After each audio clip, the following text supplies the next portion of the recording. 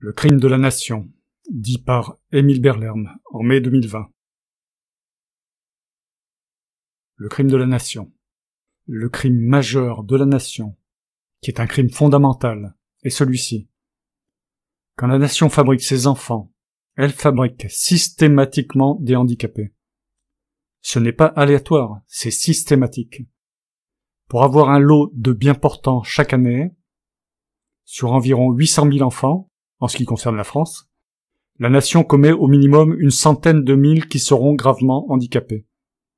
Ce qui est un véritable crime contre la dignité humaine, si ce n'était que cela. Voir mon article « La procréation est la mère de tous les crimes ». Comme si elle pouvait se permettre d'envoyer au rebut une partie des personnes, une partie de ses propres enfants, comme si elle considérait ces personnes moins que des objets inertes, moins que des véhicules, comme si ce n'étaient pas des personnes intelligentes, sensibles et conscientes, comme si elle était certaine qu'ils n'auront rien à redire d'avoir été fabriqués ainsi. Et elle voudrait se faire appeler mère patrie.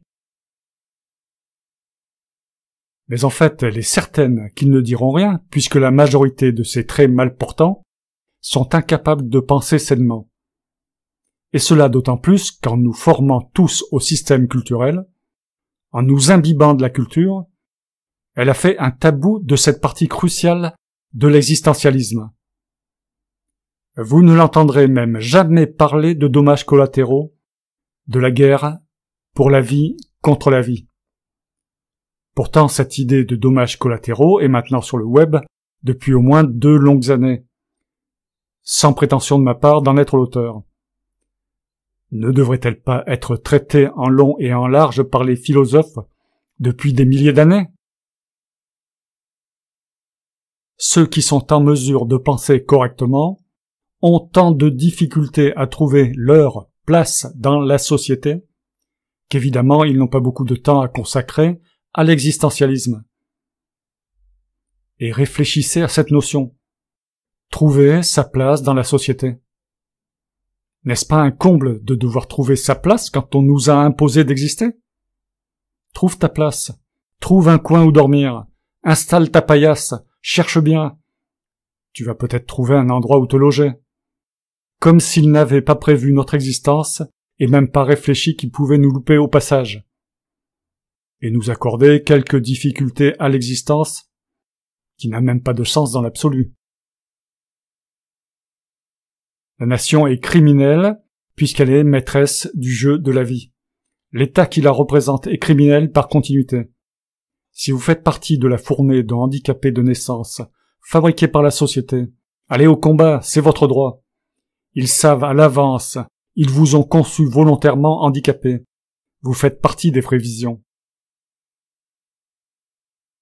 Les hôpitaux sont prêts à vous recevoir, les médecins sont formés à vos handicaps.